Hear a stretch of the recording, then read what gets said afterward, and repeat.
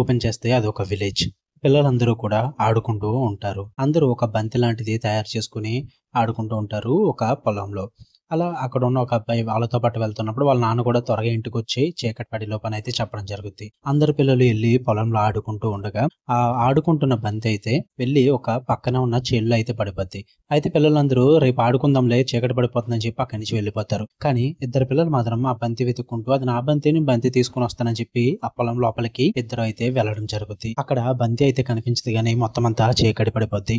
అప్పటికి విచిత్రమైన శబ్దాలు గట్టా వినబడుతూ ఉంటాయి. వెనకున్న అబ్బాయి చాలా భయపడుతూ ఉంటాడు. కానీ ఆ బంతికి సంబంధించిన అబ్బాయి మాత్రం నా బంతి నేను తీసుకుంటా అంటాడు.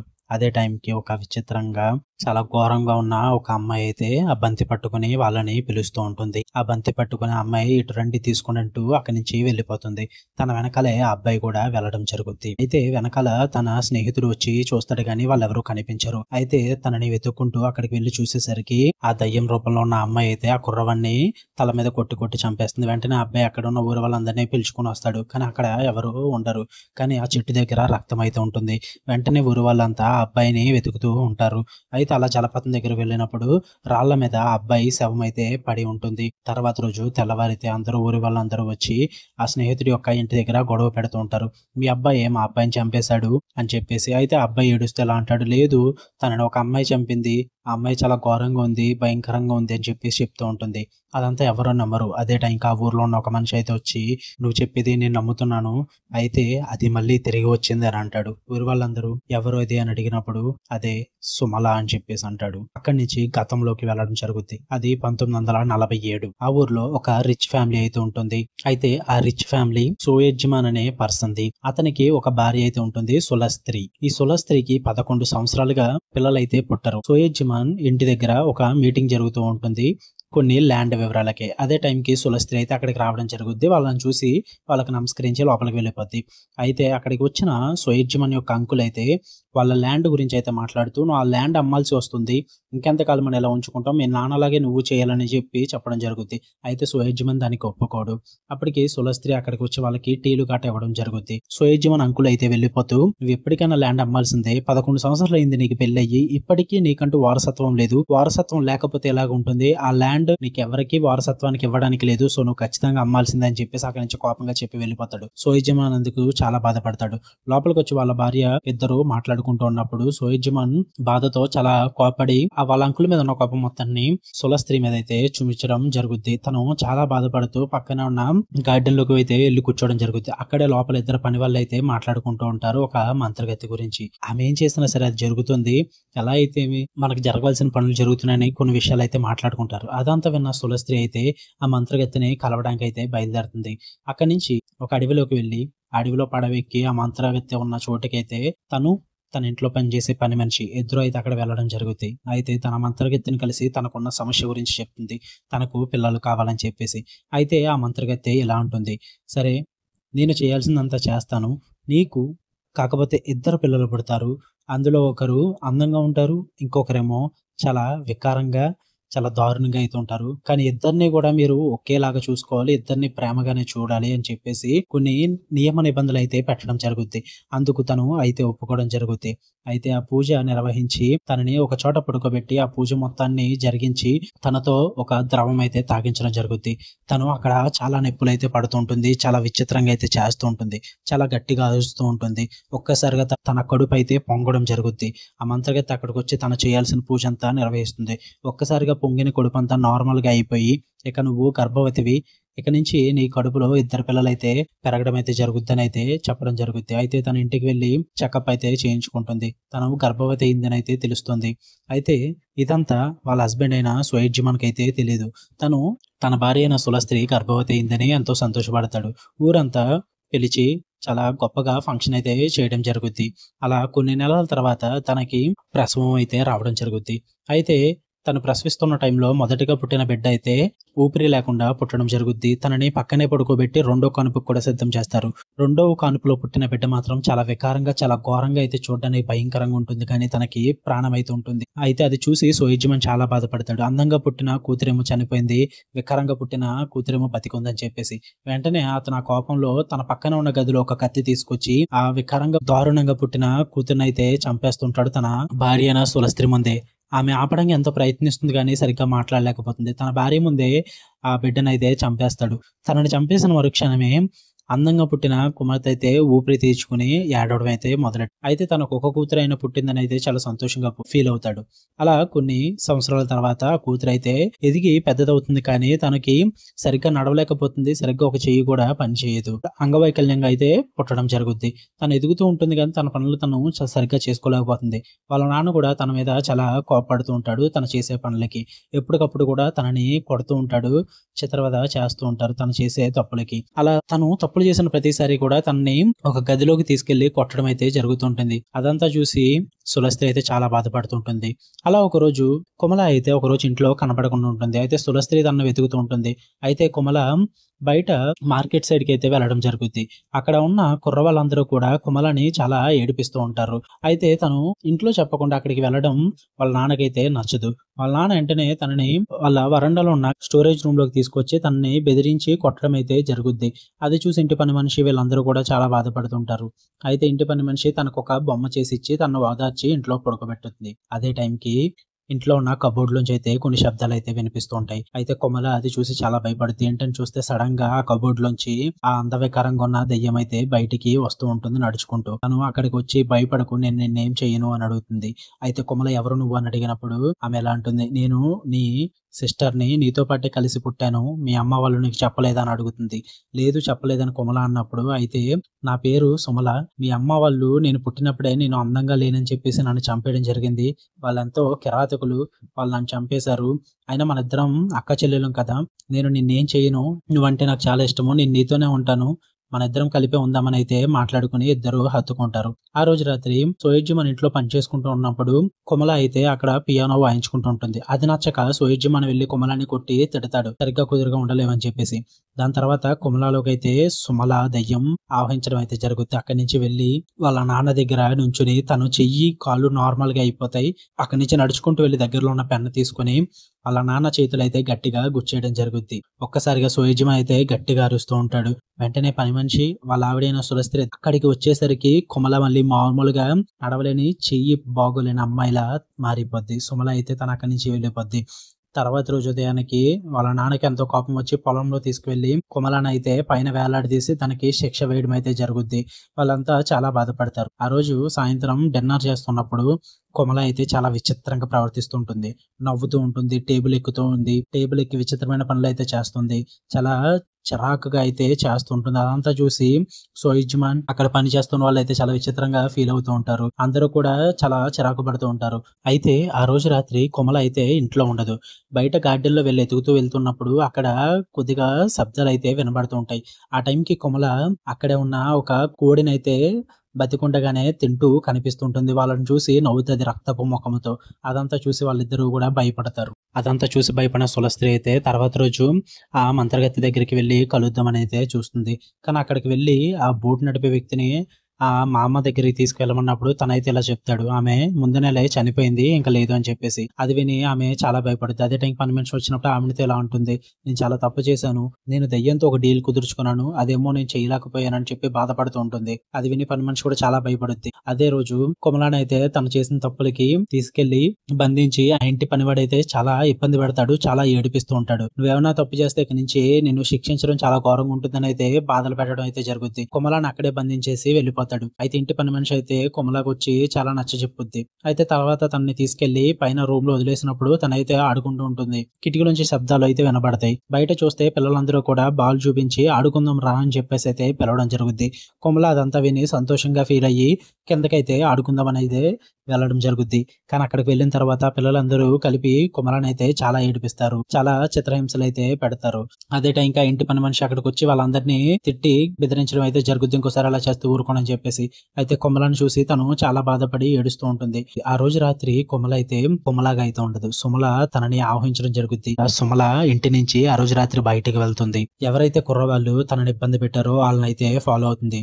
ఒక్కొక్క కుర్రవాడిని తను కత్తి తీసుకుని చాలా ఘోరంగా చంపడం అయితే మొదలెడుతుంది. ఫస్ట్ గా ఒక కుర్రవాడిని అయితే పట్టుకుని పారిపోతున్నప్పుడు తన వీపు మీద కత్తి పెట్టి తన వీపు మొత్తాన్ని అడ్డంగా చీల్చేస్తుంది. తను చాలా అరుస్తూ ఉంటాడు.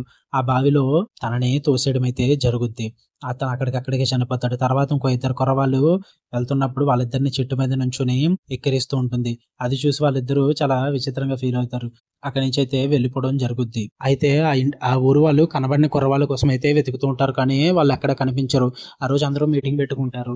అయితే ఆ మీటింగ్ అయిపోయిన తర్వాత ఆ ఇంటి దగ్గర ఉన్న కుర్రవాళ్ళ దగ్గరికైతే సుమల అయితే రావడం జరుగుద్ది కత్తి, పంతి పట్టుకొని. అయితే వాళ్ళ నలుగురు కూడా తనని ఏడిపిస్తూ ఉంటారు. "ఏంటి ఇలా వచ్చావేంటి?" అని చెప్పేసి చాలా ఘోరంగా ఏడిపిస్తూ ఉంటారు. తను చూస్తుండగానే ఒక్కొక్కరిని అతి ఘోరంగా చంపేస్తూ ఉంటుంది. అది చూసి మిగిలిన కుర్రవాళ్ళు కూడా భయపడి పారిపోతూ ఉంటారు. కానీ సుమల మాత్రం ఎవరిని విడిచిపెట్టదు. అతి ఘోరంగా పిల్లల్ని కూడా చంపేస్తది. ఒకరినైతే తనని చంపేసి తన తలనైతే పీకేస్తది. ఆ తర్వాత రోజు ఉదయం ఊరు వాళ్ళందరూ కూడా పిల్లలందరిని వెతుక్కుంటూ అడవిలో వెతుకుతున్నప్పుడు ఒక చోట ఆకులన్నీ పడి ఉంటాయి. అక్కడ రక్తం మరకలన్నీ కనిపిస్తే ఆకులు తీసి చూసినప్పుడు అక్కడైతే ఒక శవం అయితే ఉండడం జరుగుద్ది. అది చూసి ఊరి వాళ్ళు చాలా బాధపడుతుంటారు. వాళ్ళ అమ్మా, నాన్న కూడా చాలా ఏడుస్తూ ఉంటారు. అక్కడ ఒక బొమ్మ అయితే పడి ఉంటుంది. అది కుమలాకి సంబంధించిన బొమ్మ. కట్ చేస్తే అదే టైంకి ఆ ఇంటి పని మనిషి అయితే బావిలో నీళ్లు తోడుతున్నప్పుడు అందులో రక్తం రావడం అయితే జరుగుద్ది. అయితే ఆ బావిలో ఏముందని చెప్పేసి అందరూ చూసినప్పుడు ఒక కుర్రవాడి శవం అయితే ఉంటుంది. అయితే సోయజ్జమాన్ కూడా అక్కడికొచ్చి దాన్ని పర్యవేక్షిస్తాడు. అందరూ చూసి చాలా భయపడతారు. అయితే ఈలోపు ఊరి వాళ్ళకి ఒక విషయం తెలుస్తుంది. పొలంలో ఇలా శవాలున్నాయని చెప్పేసి. అందరూ అక్కడికి వెళ్లి చూసేసరికి ఇలా కుర్రవాళ్ళ శవాలన్నీ కూడా అక్కడ ఉంటాయి. వాళ్ళ తలలు మాత్రం ఒక కర్రకి గుచ్చి నలుగురి తలలు అలా ఒకదాని పైన ఒకటైతే పెట్టి ఉండడం జరుగుద్ది. అదంతా చూసి చాలా బాధపడతారు ఊరు వాళ్ళు. వెంటనే ఇదంతా చేసింది కొమలానే అని చెప్పేసి ఆ సోయజ్జమాన్ ఇంటికైతే వెళ్లి అందరూ అరవడం అయితే జరుగుద్ది. అందరూ కూడా ఇంక ఈ బొమ్మ మీ కూతురిదే. వాళ్ళు చనిపోయిన కుర్రవాళ్ళ దగ్గర ఇది ఉంది. మీ కూతురు ఇదంతా చేసిందని అంటారు. అయితే సోయజ్జమాన్ అది పట్టించుకోడు. ఎవరు చెప్పినా అది వినడు. కోప్పడతాడు అందరి మీద. అందరిని అక్కడి నుంచి అయితే పంపించేయడం జరుగుద్ది. అయితే కుమలాన్ని రాత్రి టైంలో బంధిస్తున్నాం కదా అని చెప్పేసి అక్కడికి వెళ్లి అయితే చూడడం జరుగుద్ది. అదంతా కూడా ప్లేస్ నార్మల్ గానే ఉంటుంది. కానీ ఒక దిక్కున మాత్రం ఆ చెక్కల దగ్గర చెక్కలన్నీ ఇరిగిపోయి ఉంటాయి. ఆ చెక్కలకున్న కన్నానికి మాత్రం బస్తాలైతే కప్పి ఉండడం జరుగుద్ది. అది చూసి సులస్త్రీకైతే తన కూతురు ఇదంతా చేసిందని అయితే అర్థమవుద్ది. సులస్త్రీ చేసిన తప్పులన్నీ కూడా వాళ్ళ హస్బెండ్‌కి అయితే చెప్పడం జరుగుద్ది. వాళ్ళకి కూతుర్లు ఎలా పుట్టారు? అసలు ఆమె దెయ్యంతో చేసుకున్న డీల్ ఏంటి? సుమలని చిన్నప్పుడే చంపేయడం వల్ల వచ్చిన ప్రాబ్లమ్స్ ఇవి అని చెప్పేసి మొత్తం అన్నీ చెప్పడం జరుగుద్ది. అదంతా విని వాళ్ళ హస్బెండ్ అయిన సోయజ్జమాన్ అయితే చాలా భయపడతాడు. చాలా బాధపడతాడు. ఇదంతా నాకు ముందే చెప్పాల్సింది కదా! అని చెప్పేసి అనడం అయితే జరుగుద్ది. అయితే ఆ రోజు కొమలని బంధించి తన కాళ్ళు కూడా విడకుండా చాలా గట్టిగా అయితే బంధించడం జరుగుద్ది.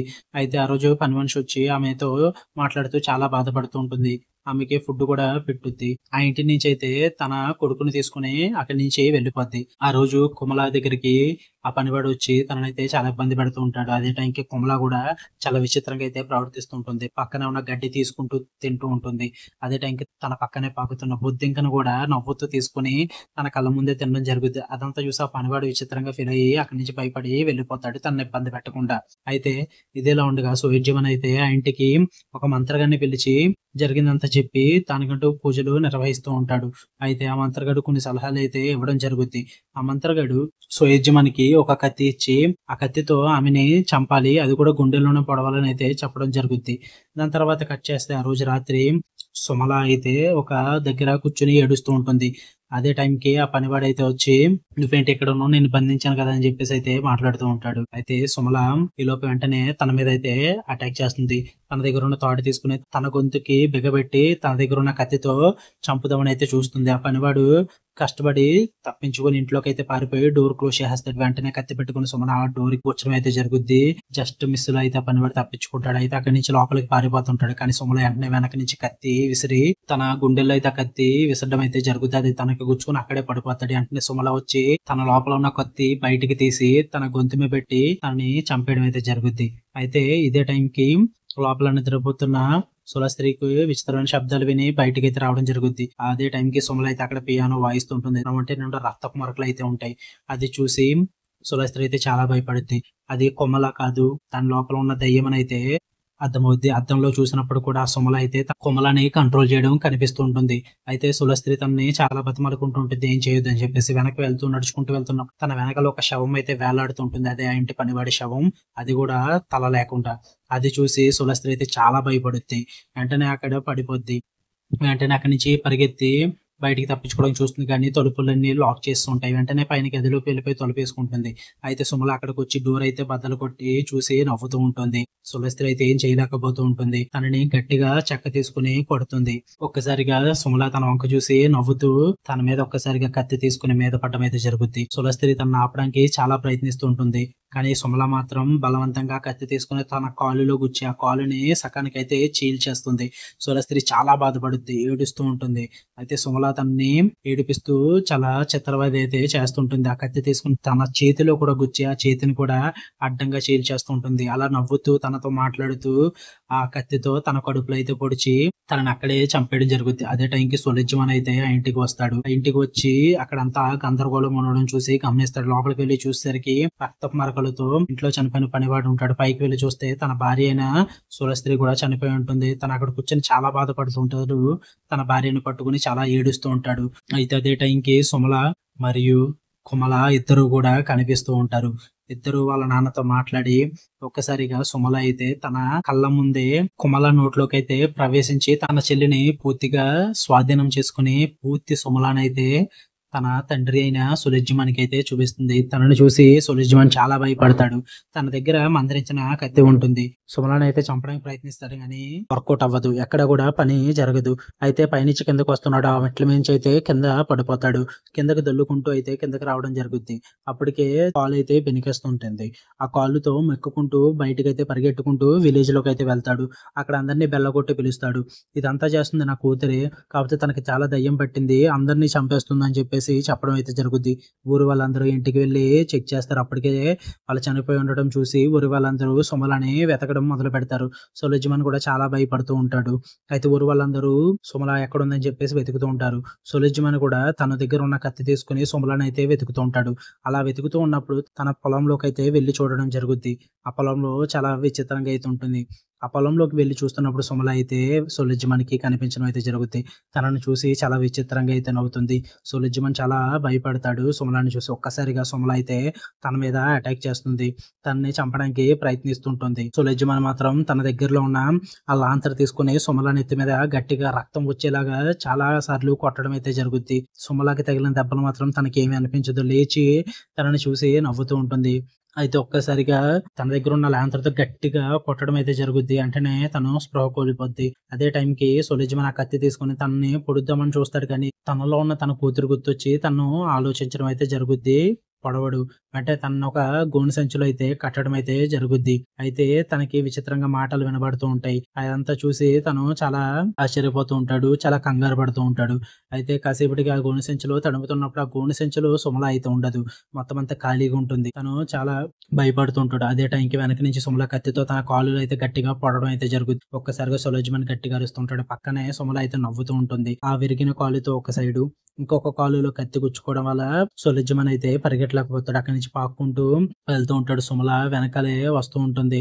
అయితే సులజ్జమన్ తన దగ్గర ఉన్న మంత్రించిన కత్తి తీసుకుని సుమల గుండెల మీద అయితే పొడవడం జరుగుద్ది. వెంటనే సుమల అక్కడికక్కడే రక్తం కక్కుకొని చనిపోయినట్టయితే అవుతుంది. కానీ సుమల అయితే చనిపోదు. సులజ్జమన్ అయితే చనిపోయింది అనుకుని రిలాక్స్ అవడం అయితే జరుగుద్ది. సుమల ఒక్కసారిగా కళ్ళు తెరిచి నవ్వుతూ పైకి లేవడం అయితే జరుగుద్ది. చనిపోయాను అనుకున్నావా అని చెప్పేసి నవ్వుతూ మాట్లాడుద్ది. నువ్వు పొడవాల్సింది గుండెల్లో, కానీ నా గుండె అక్కడ లేదు. నేను కుమల శరీరాన్ని స్వాధీనం చేసుకున్నాను కాబట్టి నా గుండె ఇటువైపు ఉంది అని చెప్పేసి చెప్పడం జరుగుద్ది. అది విని సులజ్జమన్ అయితే చాలా భయపడతాడు. వెంటనే సుమల ఆ సులజ్జమన్ యొక్క కడుపు మొత్తాన్ని చీల్చేసి తనని అక్కడికక్కడే చంపేయడం అయితే జరుగుద్ది. తర్వాత రోజు తెల్లవారేసరికి ఊరి వాళ్ళందరూ కూడా సుమలని వెతుకుతారు కానీ ఎక్కడ దొరకదు. అయితే సులజ్జమన్ గురించి వెతుకుతూ ఉంటారు, ఎక్కడ కనిపించలేదని చెప్పేసి. అయితే అలా పొలంలోకి వెళ్లి చూసేసరికి తనని ముందుసారి కుమలాని ఎక్కడైతే పొలంలో వేలాడదీసి హింసించారో అదే ప్లేస్ లో కుమల తండ్రి అయిన సులజ్జమన్ కూడా సుమల వేలాడదీసి చంపేయడం అయితే జరుగుద్ది. అదే రోజు ఇంకొక చావు కూడా జరుగుద్ది ఊరిలో. అదే ఆ కత్తి ఎవరైతే ఇచ్చారో మాంత్రికుడు, ఆ మాంత్రికుడు చావు.